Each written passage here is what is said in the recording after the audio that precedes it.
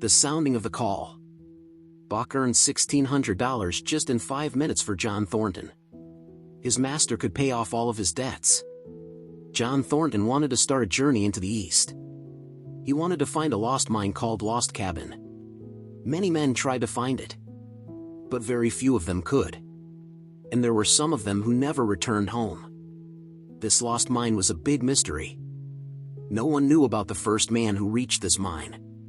The dead men were dead. But John Thornton and his partners were ready to risk their lives.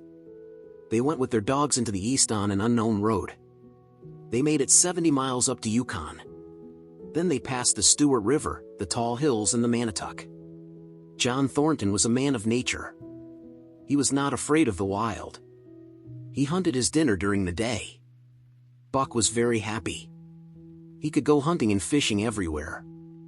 Sometimes they stopped in one place for weeks. And the dogs could hunt for weeks. The months came and went. They traveled through the unknown land. No men were there before. They went across the summer fields, forest lines, and the endless snows. In winter they found an old trail.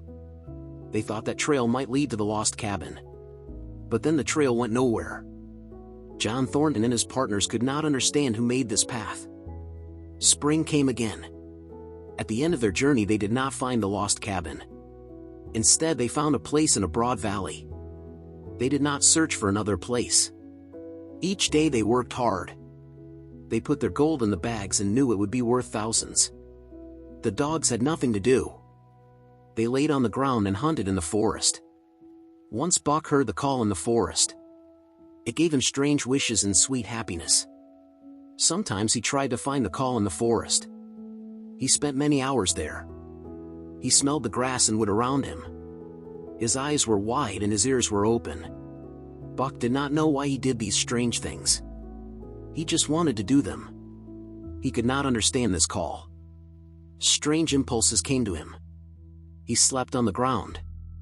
Suddenly his head raised and his ears moved. Then he quickly ran away into the forest. Buck loved to run at night. He listened to the noises of the forest. He read the signs as a man may read a book. He searched for the strange call. One night he jumped from his sleep. The call again came from the forest. It was very strong and long. Buck ran into the forest. This time he went more slowly. He came to an open place among the trees. Then he saw a wild wolf. Buck did not make any noise. It was a dangerous silence. Buck did not attack. He circled the wolf like a friend. But the wolf was afraid of Buck. Buck was 3 times bigger than him. The chase went on. Then the wolf was no longer afraid of Buck. They smelled each other as friends and played together in the forest. After some time the wolf went far into the forest. He wanted Buck to follow him. They ran side by side. Buck was very glad. At last he answered the call. And he ran with his wild brother to the place from where the call came. Buck felt that he did so before in some other world. And he ran freely again. Then they drank from the stream. Suddenly Buck remembered John Thornton and sat down.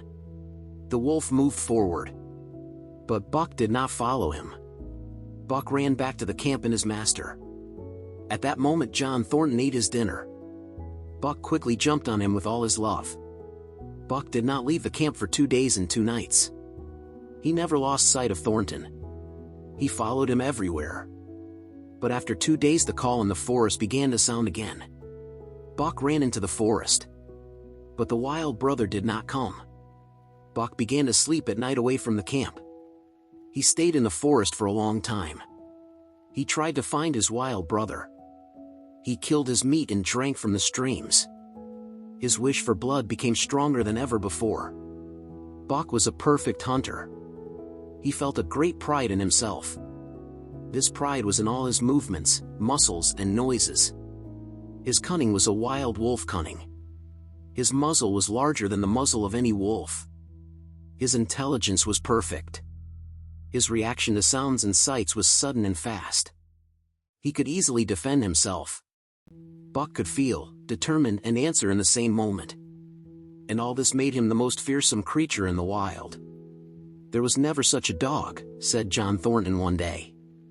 "I think so too," said Hans. They did not know about the scary changes which happened when Buck was in the forest. He became a thing of the wild. He could hide among the shadows, kill a sleepy rabbit and crawl on his belly. Fish were not too quick for him. He killed to eat. He wanted to eat what he killed himself.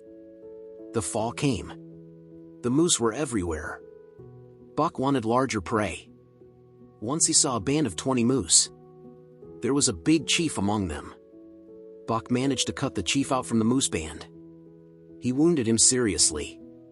But 2 or 3 moose tried to protect their chief. The patience of the wild came to Buck. Buck waited for half a day. Later the moose no longer wanted to help their chief. The life of only one member was in danger. Buck never left his large prey. The wounded moose became weaker. At last, at the end of the 4th day, Buck killed the moose. He ate and slept near his prey. Then he turned back and ran toward the camp. Buck ran very quickly. The forest was silent. After 100 yards, Buck saw one of the dogs from the camp. There were many signs of a bloody fight on this dog. Buck ran without stopping. The sound of many voices came from the camp. Then he found Hans dead. The Yehats, the fighters of a Native American tribe, killed everyone in the camp. They danced around the camp. Suddenly they heard a scary roar. They saw a wild animal. Buck was like a live hurricane. He jumped on the chief of the Yehats and tore his throat. Then he tore the throat of another man. The Yehats tried to kill Buck. Instead they shot one another with their arrows. Then the Yehats ran away into the forest. It was a fateful day for the Yehats. They told the others about the coming of the evil spirit. As for Buck, he returned to the camp. He knew that John Thornton was dead. He felt a big pain inside. Buck felt that his pride became bigger. He killed men in the face of the law of club and fawn. It was harder to kill a husky dog than them. Night came and a full moon rose high in the sky. Buck ran into the open place in the forest. He heard the call from the forest. Buck was ready to follow the call. John Thornton was dead. The last tie was broken.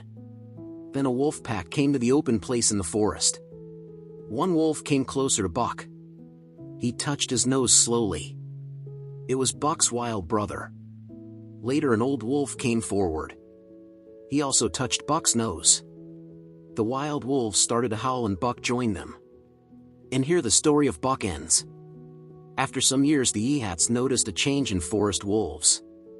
The Yehats tell of a ghost dog that runs at the head of the pack. They are afraid of this ghost dog. His cunning is too much for their traps. There is a valley where they never go. In summer one visitor comes to the valley. The Yehats do not know him. He is a big wolf unlike all the other wolves. But he is not always alone. He runs with his pack through the forest. His throat sings a song of the underworld.